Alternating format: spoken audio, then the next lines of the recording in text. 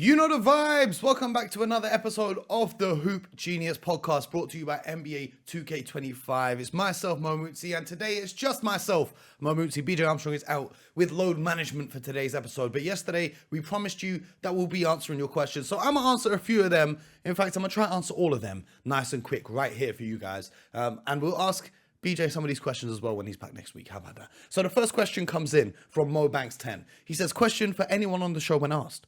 What are the criteria or attributes that you include in your eye test when evaluating NBA players? What qualities do you recommend NBA fans include in their own eye test when they watch the NBA games? You know what, Morris, my guy, I appreciate you sending in the question. You know what? This is something I've thought about a lot, right? And I've been thinking for a while now is that we should create a guide called How to Watch Basketball. And we will include scouts, executives, coaches, agents, players, and talk through with them everything that they look out for and make that available to the audience. Would you guys be interested in that? That's just something I've been workshopping for a while. Maybe I shouldn't have said it on the show because someone will steal the idea, but even if they do, they ain't going to do it how we'd do it. So there's that. Personally, for me, the eye test is different when you're scouting players individually versus just watching games to look at teams and how they're playing. It's two different things, and I think that deserves a full episode. So we'll get to that one when BJ's there. But my answer right now, my number one thing that I look out for with the eye test is defense, is the effort plays, is the hustle plays. All the other stuff, that's cool. But you see, if you ain't doing what I just described on the defensive side, I ain't got no interest in putting you on my team. Anyway, Will says, with Tyrese Maxey being shut down for the rest of the season, where do the Sixers go after this season? Now, the Sixers are in a tough spot. They've just given Paul George that huge contract. It did not work out. They gave Embiid an extension. That's not worked out so far. Tyrese Maxey, I believe, can be a yearly all-star in the NBA. And Jared McCain as well, who they drafted, is a fantastic player. I personally think that right now, if you try to move on from Embiid and Paul George after all the games they've missed this season, you're operating with no leverage, right? So you're not going to get any of the deals that you want. So if you are going to move those guys, realistically, it would have to be mid-season next season after you get a healthy stretch of games from them. Because if you try and trade Paul George right now, I don't know any teams in the league. Like, I know the guys say there's any contract can be traded, but I don't know any team in the league right now who would trade for Paul George on the deal that he's on after the season he's just had. I can't see it happening. But if he starts next season and he's dropping 25 a night, 7 boards, 5 assists, whatever he might average, then you have some leverage. People thinking, oh God, Paul George is back. A team might have, their situation might change over the summer. They might want to accelerate their timeline, bring in a vet who can produce on that level. Maybe then you can get a deal for him. Same with Embiid. Like, we all know his talent. That's not in question. But we're talking about availability being the main thing here. So the Sixers are probably going to have to stand pat. I would be surprised if they made trades this summer because they've got no leverage. And if they do make trades this summer, they might not get the best return possible. But if I'm in charge of the Sixers, I'm building this around Maxey. This is done. You're not winning a chip with Embiid and you're not winning a chip with Paul George. It's done. It might work on 2K, but it ain't working here, Daryl Morey. Sean C says, I'm a Mavs fan, still not over the Luka trade. So what are your guys' views on the Pacers? They reached the conference finals last year, but had a poor start to the season this year.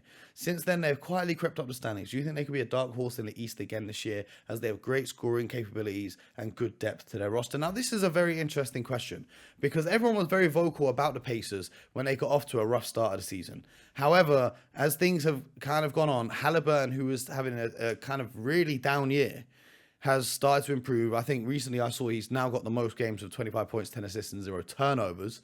By the way, I realized that I'm talking quite quick. If you think I'm talking quick, maybe you're just listening slow. But yeah, the Pacers have crept up, right? But if we go back and look at the playoffs from last year and look at kind of how it all shook out for the Pacers who got to the conference finals, right? Their journey of... One second, I just pulled up. That's insane. Oh, there we go. So I'll pull this up here. The Indiana Pacers, they played the Milwaukee Bucks in the first round, who were suffering from injuries. The Knicks in the second round, I believe they were without Mitchell Robinson, and a lot of their guys were banged up and worn down from Tom Thibodeau playing in so many minutes. And then they got swept when they finally met Boston in the finals. And I'm not one to discredit the competition, but you do have to kind of look at the situations in which teams found themselves. And I think this year, when you look at the NBA standings and you look at you look at the Eastern Conference, you've got the Cavs. I don't see the Pacers beating them. You've got the Celtics. I don't see the Pacers beating them. The Knicks this season, I believe, are better. Karl-Anthony Towns provides a different type of threat, which can then take Miles Turner away from the basket and have less rim protection there. So I don't know if they're in the upper echelon. And I'm really intrigued to see the 4-5 matchup if it's the Pacers and the Bucks, or even if it's the Pacers and the Pistons. I'm very intrigued by that because I think the Pistons or the Bucks could beat the Pacers. I like what the Pacers have, but when it comes to the playoffs, you need a guy. And as great as Halliburton has been and shown that he's been through his career, can he be the guy this season? And I'm not saying he can't. I'm just saying I've got to wait and see because his season's been very up and down. You know, the way he started off this regular season, it may have been because teams have got him higher up on their scouting report. So, you know, that might have had an impact on him. I don't know. I don't know if they're going to win that first round series. I don't have them down reaching the conference finals like they did last year. So I don't have them in that dark horse category. I like, you know, they've had more time to integrate Siakam and all this kind of thing. But I think anything other than a Cavs Celtics conference finals would be an absolute shock to me. I would be absolutely stunned if it was anything but Cavs Celtics in the conference finals. I can't see it any other way. EO says, is there any fun untold stories that BJ could share from them Bulls bus rides? We'll ask him that in the offseason, I think. Ryan says, after seeing Christian Brown take a leap this season, were the Nuggets right to bet on him and let KCP walk? That's a great question because Christian Brown has been fantastic this year. I can't understate, you know, Jokic obviously is the best player on the Nuggets, right? But Russell Westbrook, who obviously is catching a lot of flack for that game-winning, game-losing situation, but he's been great this season, and Christian Brown has been great this season. The reason why the Nuggets aren't in the, you know, the elite standings in the West is because Jamal Murray and Michael Porter Jr. have massively underperformed relative to what you would expect from players making the amount of money that they're making. Christian Brown's been fantastic. KCP has been very disappointing for the Orlando Magic. Like, if I'm a Magic fan, I'm pissed at KCP, like, respectfully. He's not been as advertised. The thing is, it's easy to say, right? Christian Brown's playing so well, it's fine to take a bet on him and let KCP walk. The only problem with that is you don't know whether or not Christian Brown could have taken this leap anyway. Obviously, having more minutes and starting games and such else helps him with that, right? But you would rather have the depth. Do you know what I mean? You'd rather have the depth than... It's great Christian Brown is playing so well, but you would rather have KCP and Christian Brown.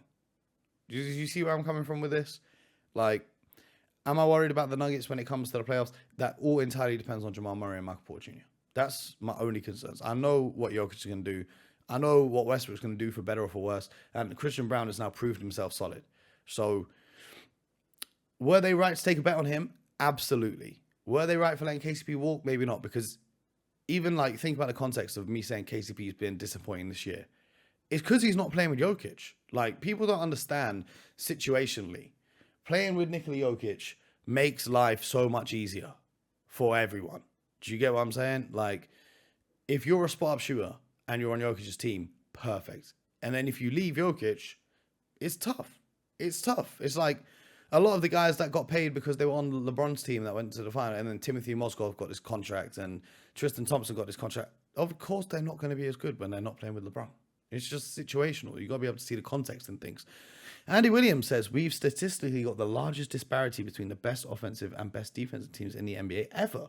Players are as skilled as ever, with the levels of athleticism are vastly proved with modern science, medicine, and convenience. Players are playing longer and have access to learn from the greats through video. The parity across the league has seen no back-to-back champions since 2018. Andy, you're a gangster. You've been listening to the show.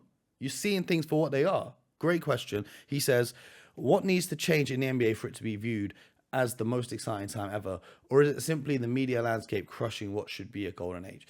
You know what? I often battle with this myself because I am getting older, as you guys know. I recently turned 30. And I wonder, were things really better when I was a child? or is that just nostalgia? But when you think about it on a macro scale, and this is a slight tangent, and BJ's not here to tell me to stop talking, so I'm going to do it. When you think about everything, right? Think about music. Think about restaurants. Think just anything you can think of. It was all better when we were kids. I can only speak for my generation. When we were kids, everything was better. Now, how much of that is the reality of it, and how much of that is just nostalgia? I think the NBA is massively exciting. I think every night in the NBA, every single night, you can tune in and you can see something ridiculous. You can see something absolutely ridiculous. Like, I'm just pulling up last night's stat sheet, right? In the last couple of days, Steph had the first ever 50-point game with more than 10 threes and over 5 steals in the game. Jokic had the most points ever in a triple-double, 61, 10, and 10. Giannis had the first ever 35, 17, and 28. Do you know how crazy things are when you're the first one ever to do it and Wilt Chamberlain's never done it? It's wild. So that's just in the last 3 days. The NBA is massively exciting. But then I tune in to the worldwide leader in sports or other networks. I'm not just picking on ESPN because, you know, if you want to hire me, ESPN, I don't want to be criticizing you too much. You tune in, and what are they talking about? What are they talking about? Are they celebrating the successes and the greatness that we're seeing? Or are they taking that greatness and then saying, but how does it compare to this? For example, OKC are 64 and 12, right? So they played 76 games this season. That means there's 6 games left. They could finish with 70 wins. They already have the biggest point differential out of any team ever, as long as they win by an average of 7 points for the rest of the season. Instead of breaking down just how great these guys are, and I know some guys on these networks have tried to, but then the first question is, but is this team better than Kevin Durant's Thunder? And we mentioned that, we referenced it, but that's not the bulk of the conversation. But it's the constant comparison with history. Nikola Jokic has a 61-point triple-double. Shaq, how many points would he score against you? Oh, he could never score against me. He'd be fouled out in the first quarter. Like, I don't know if it's just me who personally doesn't care for the historical comparison, right? Because you can't compare. And we've talked about this hundreds of times. You can't compare. It's a different era, different rules. Jokic is great. Who's the best center he has to guard? Embiid don't play him when he's in Denver. So who's guarded? Who's he got? Do you know what I mean? And I'm not trying to discredit Jokic with that. I'm just saying the game is so different now. The game is so different that I don't like saying Jokic and Shaq matched up. What does that do? We're living in a hypothetical world? No, let's keep it 100. Let's talk about the games and let's celebrate the success. So the answer to the question, Andy, is I don't know if this is the most exciting time ever, right? Because watching Michael Jordan in his prime was probably really exciting. Watching Kobe Bryant and Shaq in their primes, really exciting. So on and so forth, right? It's personal preference. But the NBA is still insanely exciting. I know there are long stretches of games where it is not exciting. And I can say that. I've watched games where there's 4 or 5 minutes of teams just chucking shots, failing to score. However, I've watched so many games this season where I've been on the edge of my seat because I really love this. I really love the basketball, right? So it might not be the most exciting time ever. And, you know, that's okay. But it's still insanely exciting. And I think the media needs to do a better job, even ourselves, I guess, of highlighting just how great these things are. But it goes back to what we've discussed previously. Nowadays, when you compliment someone or a team or a player or whatever, all the comments are just commenting. All these loser utes are just saying, oh, he's glazing. Bro, why are you glazing? Grow up. Do you get what I'm saying? Not that I care what the comments say, but I feel like it's the problem that we discussed, was it 2 weeks ago, 3 weeks ago, whenever it was. I don't know if the fans want the positive content. Like, I put out these clips from the show every day. The negative ones perform a million times better. It just is what it is. It just is what it is. And it's human psychology and, you know, society as it currently is. It is what it is. The NBA is massively exciting. It might not be the most exciting time ever. It might not be, right? Because I'm someone who loves defense. So for me, this isn't the most exciting time ever, but it's still very exciting. It's like a comparison for this would be like going to a Michelin star restaurant and saying, is it the best restaurant ever? It's probably not the best restaurant ever, but it's still amazing. Even though that's a ridiculous example because I don't like Michelin star restaurants because the portions are tiny and I always end up still being hungry and I got to get a kebab on the way home. But that's besides the point. But that's a great question, Andy. We definitely have to get BJ and Scott's opinion on some of these. Chris is asking about BJ's routine on back-to-back road games. We'll ask him that. Mandar says, even after 10 years, why is Curry versus LeBron still so good to watch? We need another playoff series between them. Bro, I cannot wait if these two teams match up in the playoffs, the Warriors and the Lakers. You saw last night, must-see TV. Curry and LeBron, well, the reason why it's so good to watch is because everyone's invested in the storyline. Like, basketball aside, what these two guys are doing at their respective ages, 30s, and like LeBron's doing it at 40, unbelievable. We can't take anything away from that. Steph Curry's doing this at 37. The difference between them is Steph Curry's a small guard with a history of injury problems. He was almost out of the league with injury problems, and now he's back. And at 37, he is still, pound for pound, maybe pound for pound, the best scorer in the NBA. So you've got those two storylines. You also have the backstory of the rivalry of the Warriors and the Cavs meeting in the finals every year for a stretch. You have that backstory going on, that little rivalry. And then the media has told everyone the stories of Stephen Curry, of his career, of LeBron James, of his entire life. So everyone's invested. And then on the court, the product is just fantastic. I mean, you've got two of the best players of all time in history of the game still producing at a high level that no one expected to. If you went back to 2016 finals and I said to you, 10 years from now, we're still going to be watching these two guys going head to head and hoping they match up in the playoffs again, no one would have believed you. And yet here we are. And here we are. For the record, I think the Warriors win that playoff series, though. And that's not just based on last night's game. I just, you know, the Lakers have got some question marks, should I say. 11 CJR says, what do you think about a basketball version of the Ryder Cup? USA versus Europe played over one game. You know what? I think about this a lot because people talk about the All-Star game being international versus USA. First of all, I don't think Europe have enough players to fill out a full 12-man roster in the way that the USA can. Like, it's great at the top end.